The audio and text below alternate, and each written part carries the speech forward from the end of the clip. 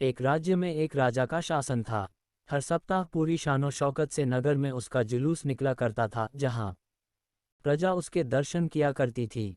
एक दिन एक नन्हा चूहा उसी राजमार्ग के किनारे किनारे कहीं जा रहा था, जहां राजा का जुलूस निकलने वाला था।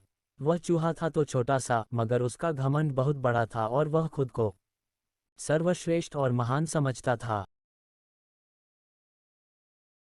कुछ देर बाद राजमार्ग से राजा का भव्य जुलूस निकला, जिसे देखने लोगों की भीड़ लगने लगी।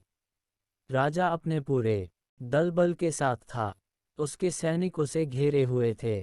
कई मंत्री और अनुचर उसके पीछे थे।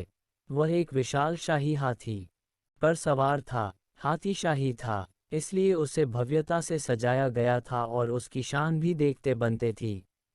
जुलूस में हाथी के साथ एक शाही बिल्ली और एक कुत्ता भी थे। राजा का जुलूस देखने को उमड़ी भीड़ राजा के साथ साथ उसके शाही हाथी की भी प्रशंसा कर रहे थी। ये सुनकर घमंडी चूहे को बहुत बुरा लगा।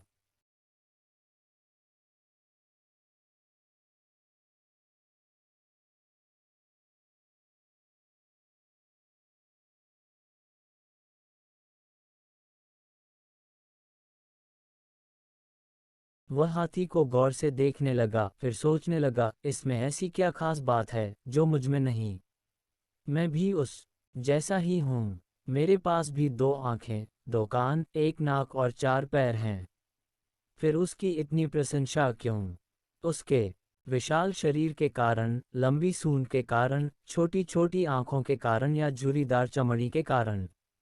किस कारण? एक बार तुम लोग मुझे देख लो, उस हाथी को भूल जाओगे।